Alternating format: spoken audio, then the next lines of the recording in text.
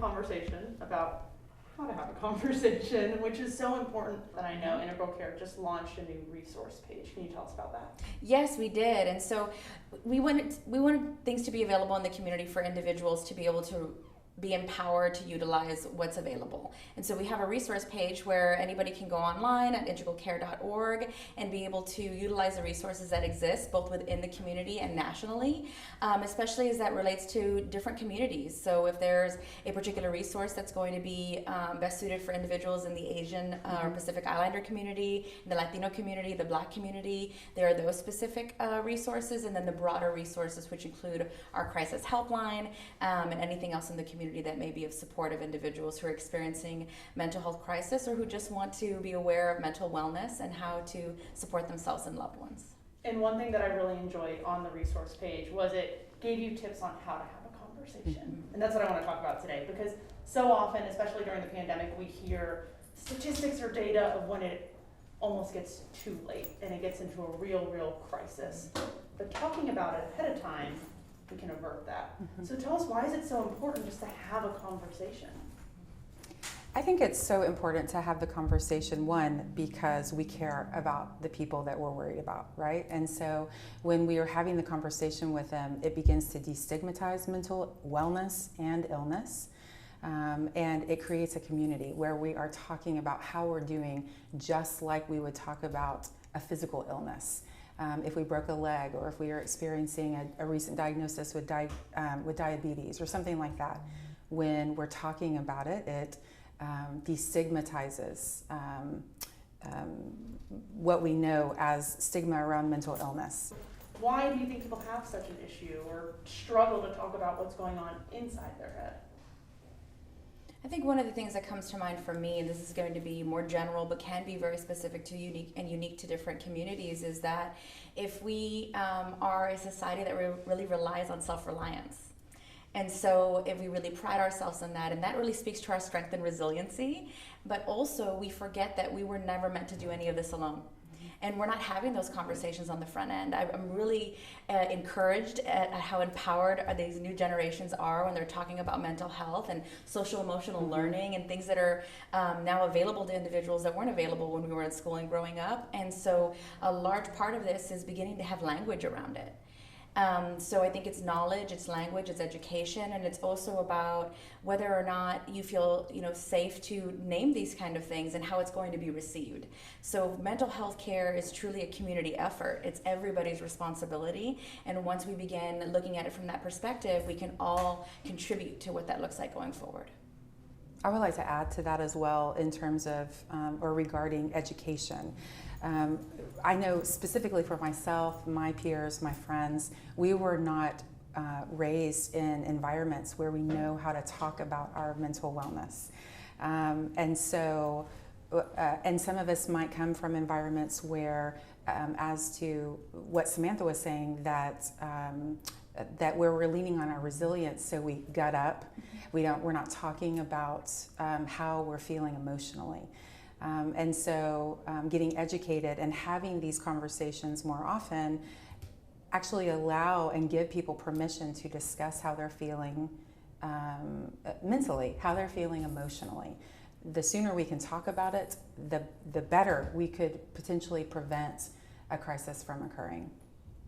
Is that something you guys see often firsthand? As I think you mentioned this, that so many people were raised in a kind of suck it up and move on, and they're the ones, or maybe some of the ones, that get to the point where they don't talk about it, or their families don't talk about it, or their friends don't talk about it, and then all of a sudden it's to a point where you need to get them to the hospital or somewhere to get them help immediately before it's too late.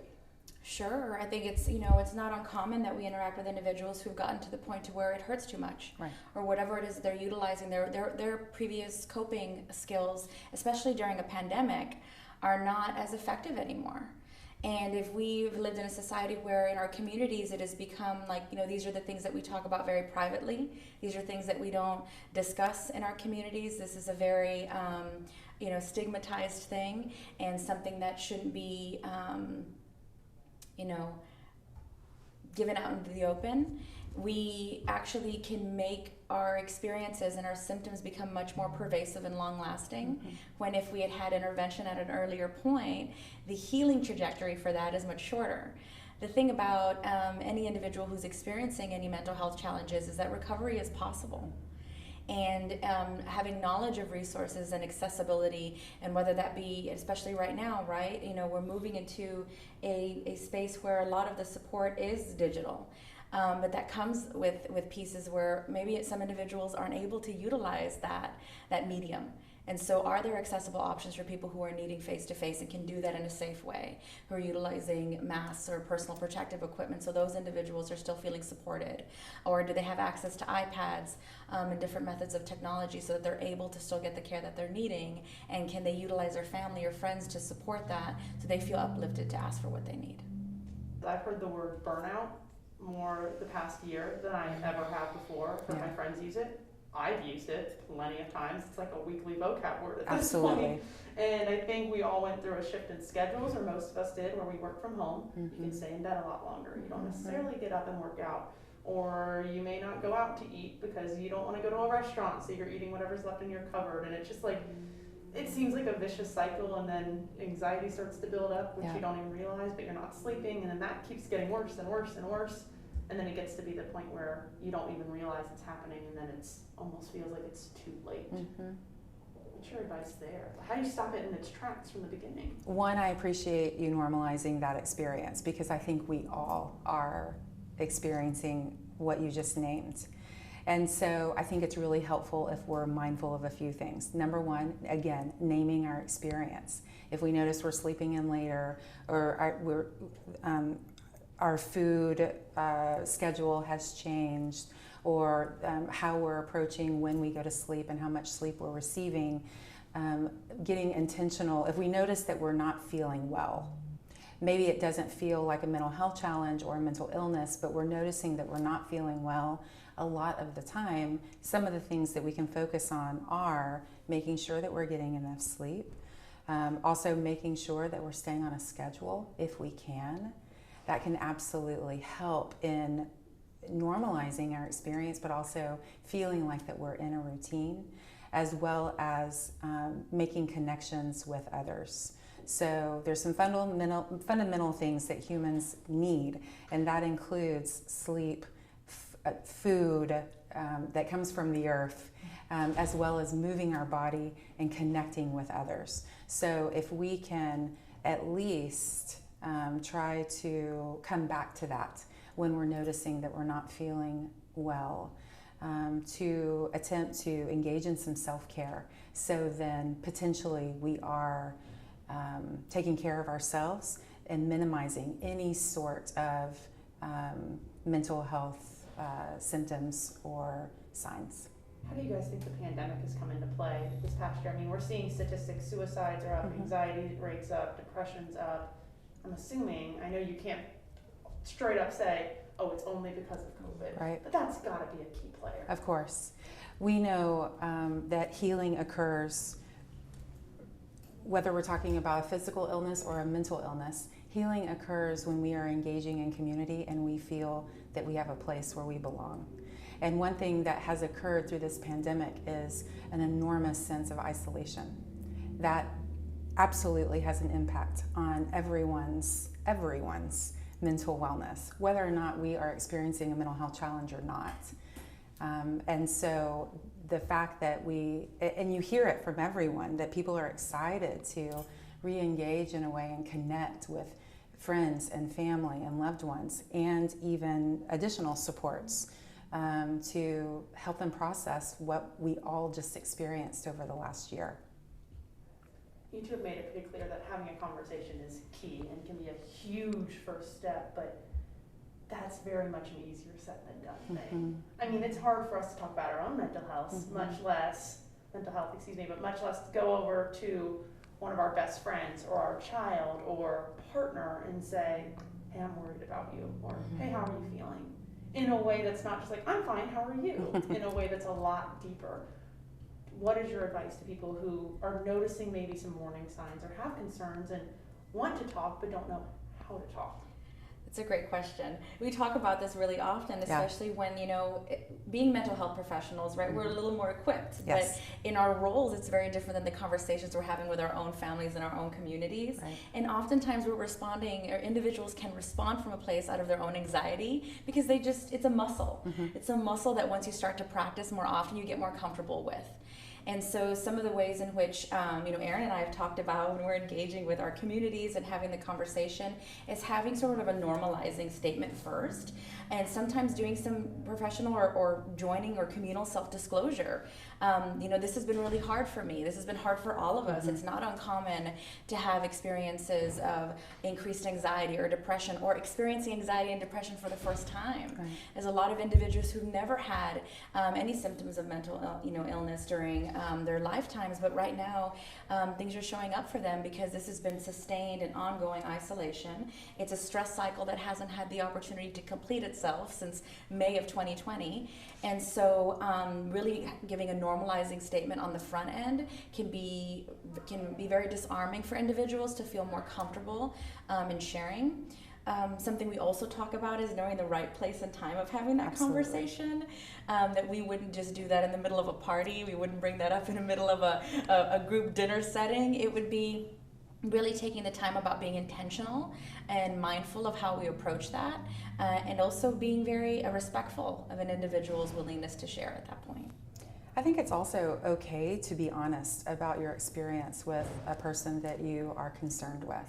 So making a statement that is as simple as saying, I feel concerned about you, and then maybe pointing out some things or observations in the ways in which you're seeing a person respond, or in a way that you feel worried about them. So naming how you feel, naming what you're seeing with that person can also help that person feel seen. Oh, you notice that I'm actually having a hard time right now, and appreciating the fact that you are naming what you're seeing. I think that can be really helpful. One other thing that I would recommend is being specific. So instead of making a general statement like, how are you? Which is so easy for all of us to say, fine. Yes. But rather making a more specific statement like, how are you today? Where it gives the person a moment to think about, how am I today? And then maybe offer some space for them to be honest with you about how they're doing. I think that's such great advice, especially when talking to your peers or your partner. What if you're a parent and you're starting to see some changes in your kids? And I mean, kids, there's a wide age range, because you're not going to be able to talk to a 5 or 6-year-old the same way you're going to talk to your teenager. What's your advice for parents going through this? They're going through a lot too. Absolutely. Oh my gosh. I think one of the most important pieces to remember that when we're speaking with kids is to allow them time to express however it is that it's coming out for them. Children developmentally don't have the language and the tools that our adult wisdom gives us, and so really being calm, reassuring, normalizing, offering them an opportunity for them to speak about how this is affecting them, and really giving them the space to express themselves in a way that feels normal for them. So that might be a text message, that might be wanting to be playing with you, and all of a sudden in the middle of play something comes out, and allowing that and being calm and reflective about what your child is sharing can be really helpful to allow pause and allow for the child to feel heard and seen in that moment. We've talked a lot about how to talk to other people that you think might be going through something. What if you're someone who doesn't like talking about your feelings? You're very much the one who wants to be strong for your friends, but you don't like to be vulnerable yourself.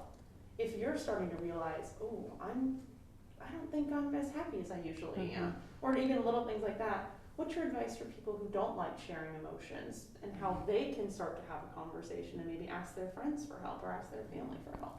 Because that's a huge step. Yeah. It's a scary step. It's a huge step.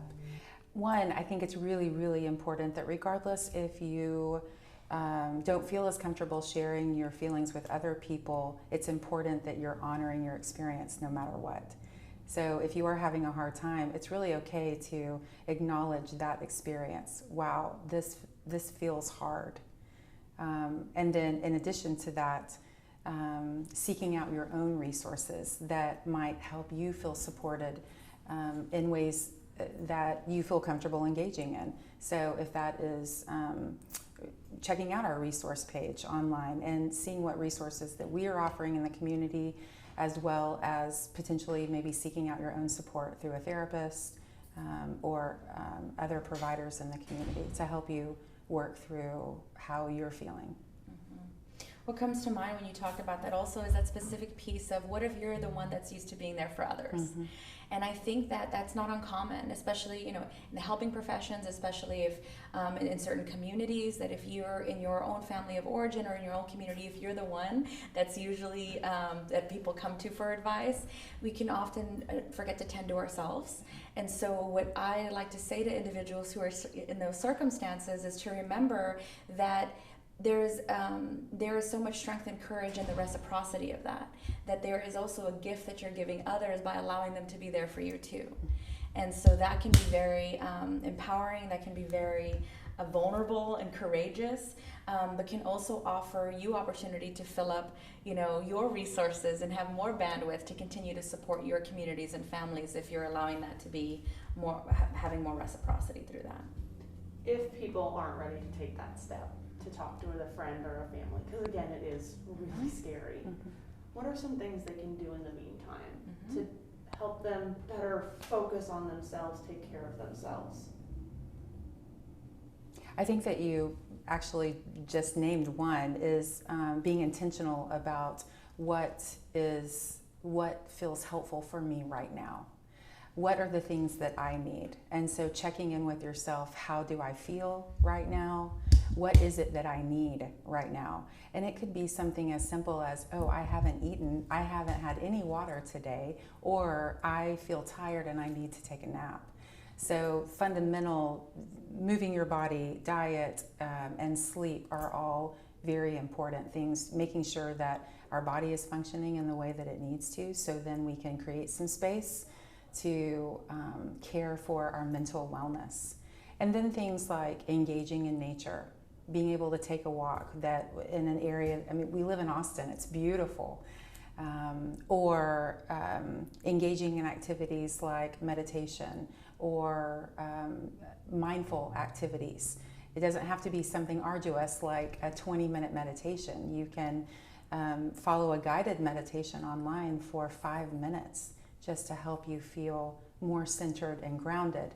Anytime we feel grounded, typically we also receive a feeling of things are going to be okay. What haven't we touched on that you guys think would be important for people to know? I would like to just make the blanket statement that this has been challenging for everyone, and just normalizing that experience. So much has occurred over the last year. The pandemic occurred. We also were dealing with racial injustice, the ice storm in February, and racial and political tensions in this country. And so just normalizing that experience that we've been through a lot. Some of us haven't seen our friends or family, or we haven't lived in the way that make us feel like who we are. So just normalizing that experience first, that if you are feeling unlike yourself a lot of the time, that is the time. This is the time to seek out support. If you're finding that you are not feeling as happy, you're not as engaged in the ways that you used to, you're not feeling motivated, and there doesn't have to be a big overarching reason. If you're feeling unlike yourself a lot of the time, that is the time to seek out support. I think it's much easier said than done when we talk about these types of things, because I think ultimately what people can really struggle with is shame that comes up around not feeling like yourself most of the time, and believing that, you know, if we could just power through this, or I've been here before, and, you know, I've been in these circumstances prior and I've been able to move through, and why have I not been able to do so? And so I'm gonna say something with the knowledge or just really naming the fact that it's much easier said than done, but it is okay that right now you are struggling. it is actually quite normal. We're having a really normal response to very abnormal events that have occurred throughout this last year. And really feeling, by taking that step, it actually not only benefits you and is able to help you, but it actually helps your relationships, for you to stay more in community with the things that you care about, for you to continue to, do the things that you enjoy. That sort of engagement can really help shift how it is that you are engaging in life, so that it feels more rich and robust. I'd like to add too that for people in the community that actually have the bandwidth, that are feeling like they do want to help, that they would like to know more about mental illness and how to approach someone who's experiencing a mental health challenge, Integralcare offers a free training to the community, to businesses, to organizations, where we teach people common signs and symptoms of mental illness, and then how to approach someone that you are concerned with. In addition to that, we learn about, or we teach resources in the community to get that person to appropriate professional help sooner than later. That's information, you can learn more about mental health first aid on our website at integralcare.org, or also email mhfa@integralcare.org. Calling the Integralcare helpline, 512-472-HELP, is not only beneficial for individuals who are experiencing crisis, or who have loved ones or family members or friends that are experiencing crisis, it's also really helpful in identifying what resources exist or how to have a conversation. The goal is to become more knowledgeable and empowered, and like I talked about earlier, kind of using that muscle and practicing that. And so the individuals on the helpline that are on the other side can help somebody navigate those things.